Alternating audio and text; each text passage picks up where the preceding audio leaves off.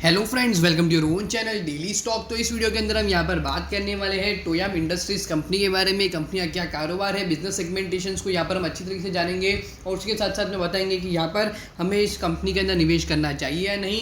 तो उन सब चीज़ों के बारे में बात करेंगे, एज वेल एज यहाँ पर इस कंपनी के बारे में डिटेल ओवरव्यू एनालिसिस, और उसी के साथ साथ में यहाँ पर कंपनीज के जो भी फंडामेंटल्स हो गए, यहाँ पर टेक्निकल बेसिस के हिसाब से भी निवेश करना चाहिए नहीं, उसके बेसिस के हिसाब से बात करेंगे। कंपनी के यहाँ पर करेंटली जिस तरह से कैश फ्लोज वर्कआउट हो रहे हैं, that is operating, investing as well as financing activity, यहाँ पर कंपनी के अंदर किस तरह से वर्कआउट हो रही है उसके ऊपर डिस्कशन, और यहाँ पर शेयर प्राइस जिस तरह से मार्केट में ट्रेड कर रहा है according to that sentiment also यहाँ पर निवेश किया जा सकता है नहीं। प्रमोटर होल्डिंग यहाँ पर पिछले कुछ क्वार्टर्स के अंदर किस तरह की रही है और क्वार्टरली बेसिस के हिसाब से यहाँ पर कंपनी के नतीजे किस तरह के आ रहे हैं उसके ऊपर भी डिस्कशन करने वाले हैं। So let's begin. तो यहाँ पर अगर हम टोयाम इंडस्ट्रीज कंपनी के बारे में बताऊँ तो 1985 में कंपनी जो है यहाँ पर हमें इनकॉर्पोरेट होते हुए देखने को मिली है। और यहाँ पर इस कंपनी का जो मेन जो कारोबार है वो यहाँ पर that is business related restaurant, as well as यहाँ पर जो भी इवेंट रिलेटेड कारोबार होता है उसके अंदर ये जो कंपनी है मेन कारोबार करती है। अगर और डिस्क्रिप्टिव वे में अगर यहाँ पर हम जानना चाहें इस कंपनी के बारे में तो ऑलमोस्ट अगर हम यहाँ पर देखने जाएँ तो 20% ऑफ द बिजनेस जो है यहाँ पर कंपनी के जो भी इवेंट्स होते हैं, यहाँ पर जो भी प्रोग्राम्स होते हैं उसके थ्रू होते हैं, और फाइनेंस के थ्रू यहाँ पर 80% का जो है कंपनी का कारोबार होता है। तो यहाँ पर कंपनी के बारे में और अच्छी तरह बताऊँ तो यहाँ पर इस कंपनी का मेन जो कारोबार है जो भी फाइटिंग लीग्स होती हैं उसके अंदर यहाँ पर जो भी कारोबार होता है दैट इज उसके अंदर लीग का जो मर्चेंडाइजिंग होता है, यहाँ पर कोई नाम होता है तो नाम के जो एडवर्टीजमेंट्स होता है तो उस सेगमेंट में उस सेक्टर के अंदर जो है कंपनी काम करती है और वहाँ से इस कंपनी का जो है पैसा जो आता है। इस कंपनी के बारे में और बताऊं तो यहाँ पर इस कंपनी की अलग अलग सेगमेंटेशन भी है। डेट इज अगर हम यहाँ पर अर्निंग के हिसाब से बात करें तो मर्चेंडाइजिंग बिजनेस, यहाँ पर कंपनियाँ कैफे भी है, न्यूट्रास्यूटिकल जो बिजनेस है वो भी कंपनीज जो है यहाँ पर हमें कंपनी करंटली वर्किंग होते हुए देखने मिल रही है। और आपको खुद को पता कि न्यूट्रास्यूटिकल जो सेगमेंट है वो आने वाले टाइम में ऑलमोस्ट 2 से 3 टाइम हो जाएगा। तो ये जो प्रीडोमिनेंट सेगमेंट है उसके अंदर भी यहाँ पर काफ़ी अच्छा जो है यहाँ पर हमें तेज़ी देखने को मिल सकती है। ऑनलाइन गेमिंग के अंदर भी यहाँ पर कंपनी ने बोला है कि अगले कुछ सालों में कंपनी जो अपना ऑनलाइन गेम भी लाएगी तो उसके थ्रू भी जो है यहाँ पर थोड़ी बहुत earning as well as merchandising जो है की जा सकती है। और यहाँ पर एडवाइजरी बोर्ड के अंदर खली जो है यहाँ पर द ग्रेट खली वो भी यहाँ पर हमें जो है एडवाइजरी कमेटी के अंदर टोयाम इंडस्ट्रीज में है। कंपनी के बारे में और जानते हैं तो कंपनी का डेटा यहाँ पर बोल रहा है दैट इज 523 करोड़ का जो है कंपनी का मार्केट कैप है और स्टॉक का प्राइस टू अर्निंग काफ़ी ज़्यादा महंगा है। डेफिनेटली 444 का स्टॉक का पी है और रिटर्न ऑन कैपिटल एम्प्लॉयड यहाँ पर सिर्फ 5% है और return on equity percentage are also 5.06%। हालांकि ये कंपनी जो है डेट फ्री और करेंटली शेयर ट्रेड कर रहा है 12.9 पे और बुक वैल्यू स्टॉक की 1.35। अगर उसके हिसाब से भी देखते हैं तो पी भी यहाँ पर काफ़ी ज़्यादा जो है महंगा देखने को मिल रहा है। ऑलमोस्ट 8-9 या फिर 7-8 के आसपास जो है यहाँ पर हमें पी भी देखने को मिल रहा है। हाई प्राइस यहाँ पर रहा है स्टॉक का 19.8 और लो प्राइस यहाँ पर 2.25 का जो है देखने को मिल रहा है। कंपनी के अगर मैं यहाँ पर फाइनेंशियल ट्रेंड के ऊपर भी फोकस करता हूँ 2019, 20, 21 के अंदर यहाँ पर देखते हैं तो कंपनी के रेवेन्यूज़ अच्छे खासे हुए थे, बट यहाँ पर प्रॉफिटेबिलिटी के हिसाब से भी देखते हैं तो यहाँ per year on year basis से 34 लाख के ही यहाँ पर मुझे प्रॉफिट होते देखने मिले हैं। और 2022 के अंदर देखते हैं तो यहाँ पर सिर्फ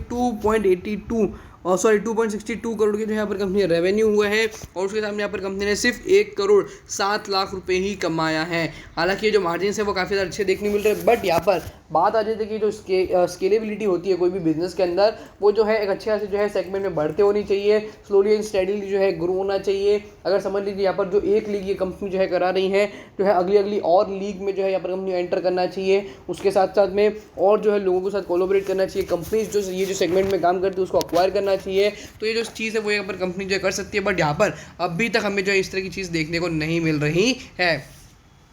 क्वार्टरली बेसिस के हिसाब से देखते हैं तो डेफिनेटली यहाँ पर ये जो 2 क्वार्टर रहे वो काफ़ी ज़्यादा अच्छे जो है देखने को ज़रूर मिल रहे हैं। दैट इज़ 1.07 और ये जो अभी रिसेंट क्वार्टर है उसमें 2.62 करोड़ के जो है यहाँ पर कंपनी के रेवेन्यू हुए हैं। तो ऑलमोस्ट यहाँ पर जो है हमें 3.5 करोड़ के जो है कंपनी के यहाँ पर हमें पहले से रेवेन्यू देखने को मिल चुके हैं और अगले 2 क्वार्टर में भी अगर इस तरह का परफॉर्मेंस दे देती है तो 7 करोड़ के एक अच्छा से जो है यहाँ पर डेफिनेटली 7 करोड़ का जो नंबर है वो भी काफ़ी कम है। बट यहाँ पर अगर हम यहाँ per year on year basis के से भी देखें तो 7 करोड़ ऑलमोस्ट यहाँ पर अगर हम देखना चाहें तो 2021 और 2022 के रेवेन्यू प्लस लेंगे उतना रेवेन्यू यहाँ पर कंपनी ये साल में जो है कमा सकती है।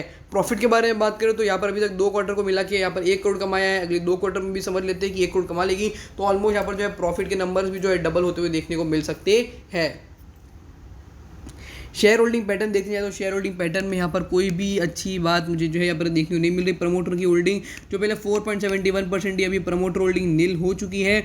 एफआईआई के पास यहाँ पर सिर्फ 1.44% पड़ा है और डीआईआई के पास भी नील। और यहाँ पर जो मेन जो इन्वेस्टमेंट है वो यहाँ पर पब्लिक मतलब आप जैसे और मेरे जैसे जो रिटेल कैटेगरी इन्वेस्टर्स होते हैं उन लोगों के पास ही यहाँ पर जो है पूरी कंपनी जो होल्डिंग है वो यहाँ पर पड़ी हुई है। कंपनी यहाँ पर जो होल्डिंग जो इन्वेस्टर्स होते हैं उसके अंदर यहाँ पर हमें जो है अभी भी कोई भी देखने को नहीं मिल रहा है।